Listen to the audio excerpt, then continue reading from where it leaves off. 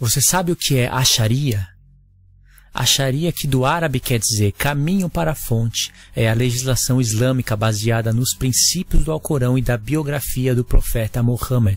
O conjunto de regras já é influente em sistemas políticos de várias partes do mundo. É bom lembrar que o Alcorão, livro sagrado do islamismo, ensina aos seus seguidores a impor penas duras ao descumprimento da religião. As vítimas mais suscetíveis são sempre as mulheres, que podem ser condenadas a chibatadas, mutilação, apedrejamento e morte. A implantação da Sharia nos sistemas políticos de um país pode ocorrer de 3 formas: integral, dual e secular. A parte integral. O país passa a usar a lei islâmica como única fonte, incorporando todas as suas exigências. Um exemplo dessa realidade é a Arábia Saudita, que adotou integralmente a Sharia por esse motivo. As mulheres são proibidas até mesmo de dirigirem os seus veículos. Atualmente, apenas a minoria de países adota essa ideologia. A parte dual é o sistema usado pela maioria dos países com incidência de islâmicos.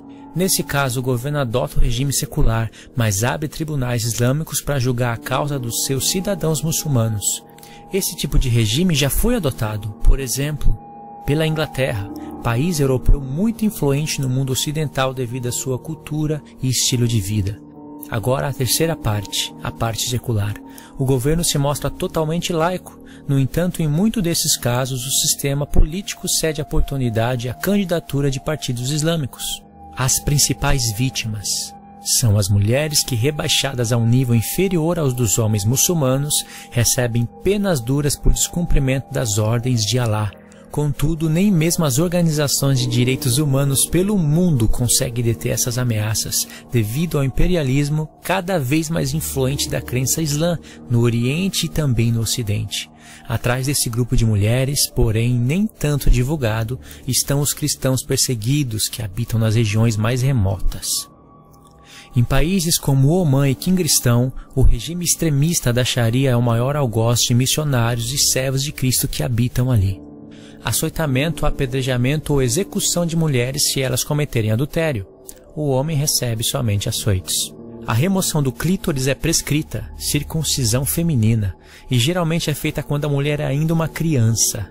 Mulheres não muçulmanas podem ser estrupadas e escravizadas sexualmente. Amputação de pedaços dos dedos da mão toda, partes dos braços, pernas, crucificação. Tudo isso é punição para certos crimes como roubo ou distribuição de livros não islâmicos. Por exemplo, a Bíblia. É crime capital dizer qualquer coisa que um muçulmano considere como sendo uma crítica ao Islã, a Muhammad, a Alá e a Sharia. Isso é lei de blasfêmia. Se um muçulmano deixar o Islã, ele ou ela devem ser mortos. É apostasia, e apostasia é um crime. Punições que variam desde arrancar a língua fora até a pena de morte para aqueles que caluniam o Islã, caluniam Muhammad ou caluniam a Sharia.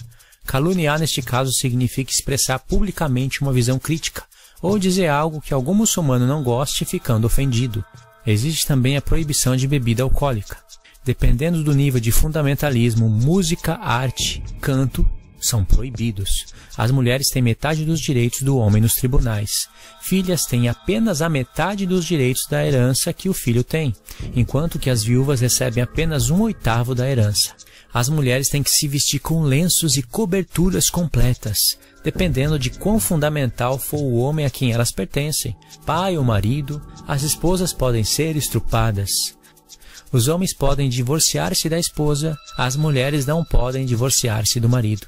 Os homens podem ter até 4 esposas, e ele pode divorciar-se delas como lhe convém. Então, ele pode se casar novamente para ter um número total de mulheres até 4. Homens que viajam podem participar de casamentos temporários. Não existe limite de idade para o casamento, e casamentos infantis forçados são permitidos. As meninas são as maiores vítimas disto. Uma mulher muçulmana só pode se casar com um muçulmano, ao passo que os homens muçulmanos podem se casar com uma mulher não muçulmana. Se uma mulher não muçulmana se casar com um muçulmano, seus filhos e filhas devem ser criados como muçulmanos. As mulheres devem obter permissão dos maridos para as liberdades diárias. Daniel 11, verso 36. e este rei fará conforme a sua vontade, e se levantará e se engrandecerá sobre todo Deus, e contra o Deus dos deuses falará coisas espantosas, e será próspero até que a ira se complete, porque aquilo que está determinado será feito. Ele não respeitará o Deus de seus pais, nem respeitará o desejo das mulheres, nem a Deus algum, porque sobre tudo se engrandecerá. Ele honrará o Deus das fortalezas, a um Deus a quem seus pais não conheceram, honrará com ouro, com prata, com pedras preciosas e com coisas agradáveis, e com o auxílio de um Deus estranho agirá contra as poderosas fortalezas.